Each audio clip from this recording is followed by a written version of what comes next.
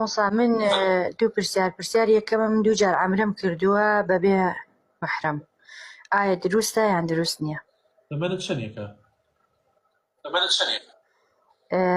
35-36 ساڵم. 35-36 ساڵ. خۆی کچە شیرینەکەم، عومرە ئەگەر مەحرەمت لەگەڵان نەبێت نابێت.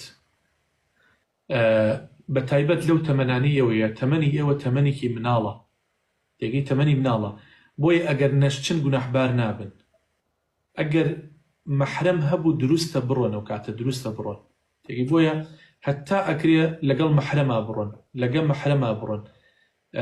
زانایان ئەفەرمون بۆ حەج باشە، چکە حەج فەریڵەتە، حەجەتل ئیسلام بە تایبەت ئەو فەریزەی کەواز لە تەمەنا یەکجا لەسەر فەرزە بیکەی، فەرمون ئەگەر ئافرەتێک ناوی دەرچوو مەحرەمەکەی ناوی دەرنەچوو، ئەوەش لەسەر قەولی هەندێک زانا ئەفەرمون دروستە لەگەڵ قافڵەی ئافرەتەکانە تێکەڵ بێ و بڕوا و حەجەکەی بکات، چونکە سەفەری حەج سەفەرێکە سەفەرێکی پیرۆز و مبارەکەوە. مەکە و مەدینەش دوو شوێنی ئارامن، بۆیە ئەکرێ یعنی ئەوە مەظەنەی ئەوە ناکرێت کە ئەمانە تووشی گوناه و تاوان بن، بۆیە بە هیچ شێوازێک نابێت کچ لەو تەمەنەی ئێوەیە بە تەنیا بەبێ مەحرەم بڕوا بۆ عومرە، والله تعالى ئەعلەم.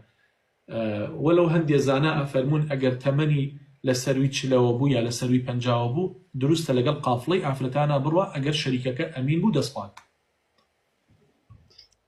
دەست خۆش ماسەکان، جەزاکەڵا.